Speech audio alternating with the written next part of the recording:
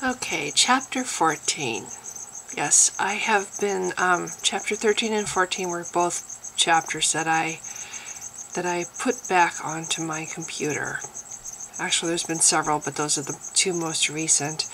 I used Dragon, Naturally Speaking, and I've used my own typing. Since I type 92 words a minute, it's actually a little faster than using Dragon. But between the two ways, I have been putting the chapters back, restoring my book. I believe there were 40 chapters or 41 chapters, so we're not halfway there yet, but still progress. So chapter 14 is a very busy little chapter. Lots happens. I introduce a new character, and I bring back a character. So I'm hoping that people can I hope it fits with the rest of the story. So here it is. Shivering, Pony accepted the bowl from the giant. Tears still tracked down Grevlin's face at the thought of his wayward daughter.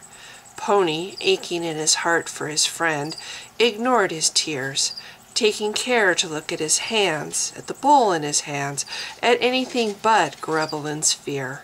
He lowered his head, inhaling deeply the soup's meaty aroma. Then he grinned.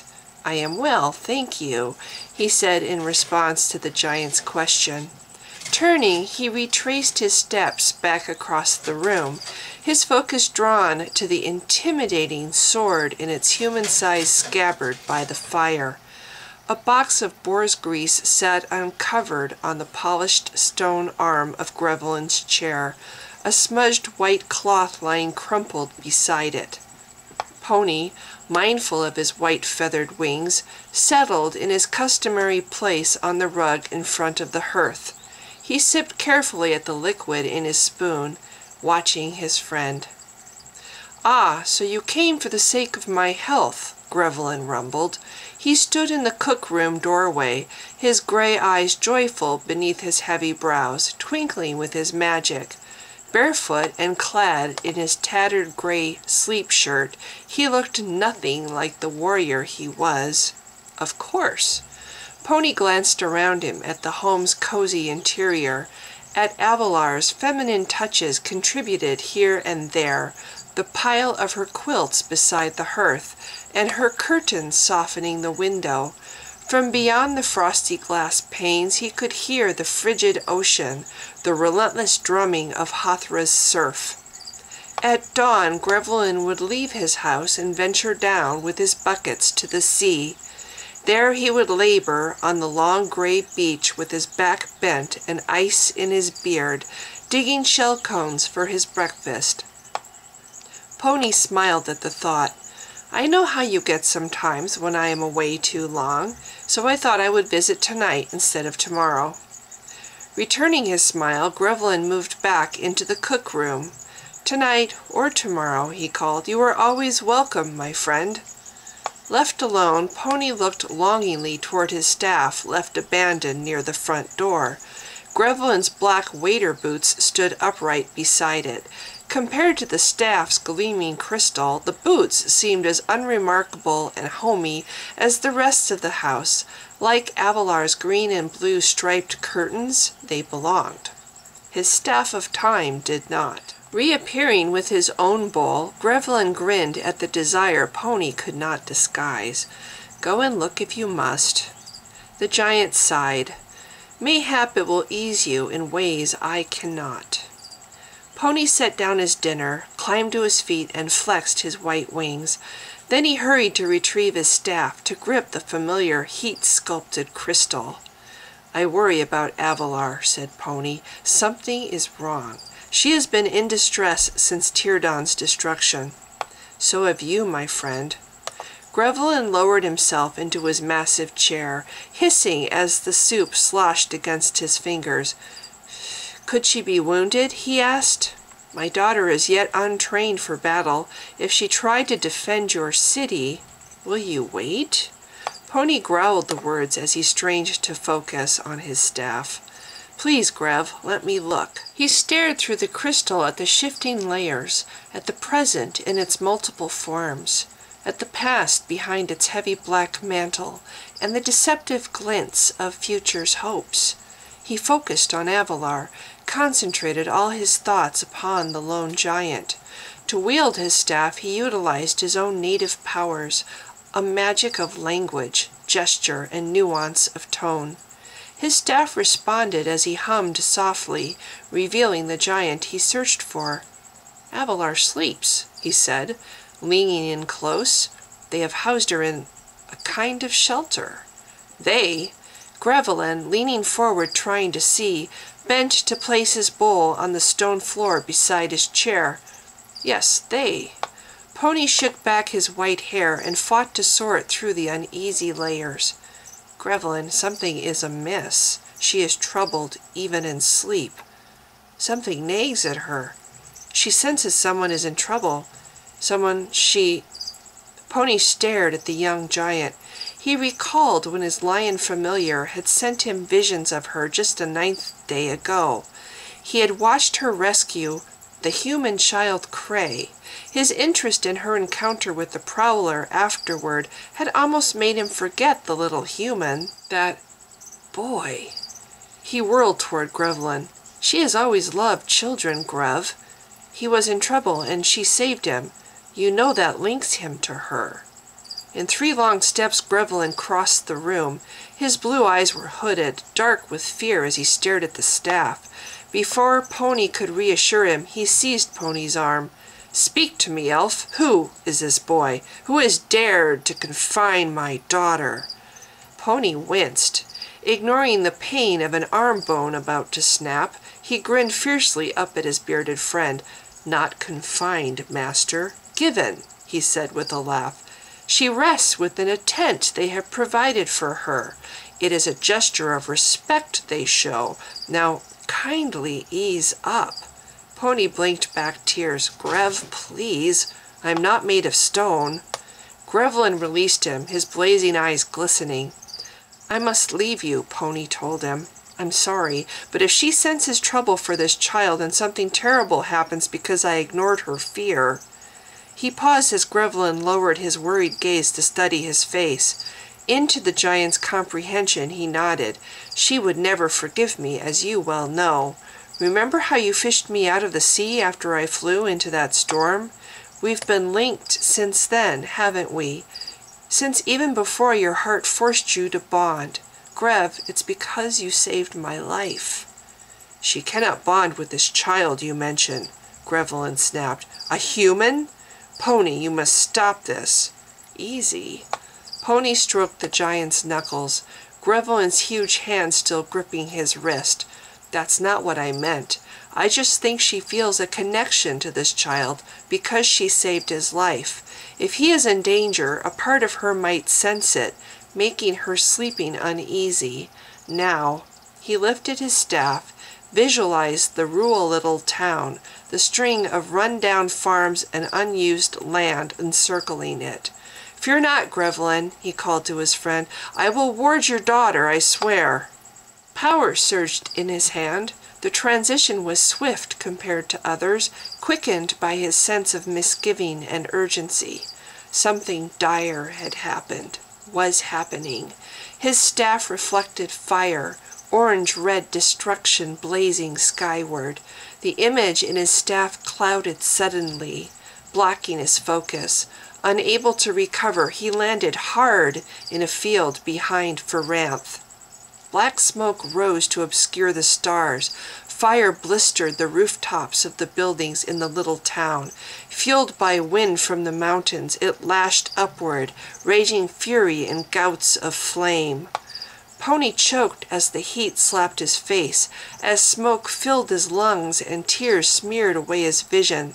In a fit of coughing, he dropped to his knees and hugged his chest. Then he dragged himself upright. Grabbing at his tunic, he tore off a strip of the rough peasant cloth to cover his breathing. Pressing the cloth to his nose and mouth, he lifted his face to the sky. With his senses wide open, he rode the air with its high-roaming currents. Talankai's magic was older than the magic from his homeworld, Sharon, and set firmly within its patterns. To wield it meant manipulating the natural order, to visualize new pathways that included his brain, his heart, and then give it a nudge, commanding it as gently as the native elves did, to encourage or compel. Clouds seethed and welled in the once starry sky. With a deafening crash the magic yielded. Torrents of rain hammered down. Cray! He stumbled toward the little burning house and barn fenced in completely by trees. He sensed no life there, only burning. Sails! With a sharp cry, Pony sank to his knees. Avalar, I've failed you. Fool! A voice roared from behind him. Fire, so run! Run like Diridail do! Flee, burning! Stunned, Pony turned. A heavy-maned prowler, crouched low in a refuse ditch behind him, stared back, his striped head resting on massive forepaws. The creature grinned a toothy threat, his finger-length fangs curving over his black lips like daggers. Pony, sitting back on his heels, matched the creature's fierce glare. Did you see what started this? Pony gestured to the burning town. The creature humphed. Prowler see everything, he said. Pony watched as the creature turned his attention briefly to the huddled shape at his side. Then he tossed water from his gray and black striped mane.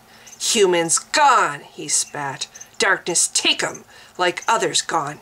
This kitten mews like cubbling. He left alone, so I take. Pony strained to see the small huddled form. Cray? He asked hopefully. The prowler thrust out whiskers beaded with rain. He whimper, the creature said. Fears big male. I hunt him when I hungry. This toy good sport. But now comes water from eyes. Sick maybe, not a good hunting, not a run. You must be Shem, said Pony. Ah! The prowler grinned and puffed out his chest. Great male, yes. Big, strong. Yes, indeed. As Pony gestured to the child, rain pounded his winged back as if the old magic punished him for daring to wield it. Is he your prey or not? Do you claim him? Shem rose from the ditch, his movements fluid and graceful like a dancer's. Pony blinked in awe through the driving rain. Never had he met a prowler so huge. The creature grinned at his reaction. Grandsire Shirkan Raider, he said proudly. See you. Unsheathing his claws, Shem reared upright.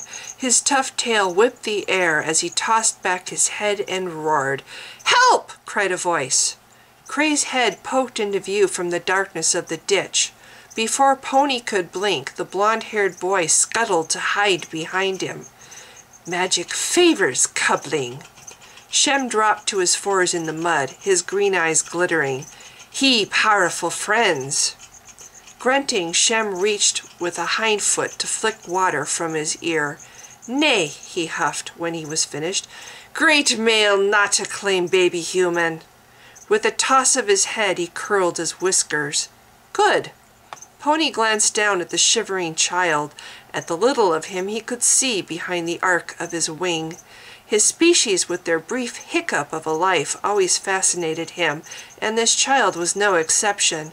Since you give him up freely, Pony added, I will accept this gift from you. Shem flicked his long tail and settled on his haunches. His thick mane folded against his shoulder as he cocked his head, ears pricked forward. I prowler, he spat. Who say what prowler do? Pony nodded, keeping his expression severe. When it comes to prowlers, one can never say, he answered, grinning at the prowler's response, the satisfied expression crossing Shem's leonine face.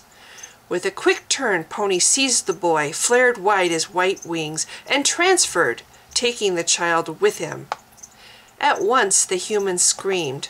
Understanding that the child must be terrified by the thrusting of magic against his skin, the icy currents of time held captive within the staff, Pony held the little boy still as his underground home sprang into being around them.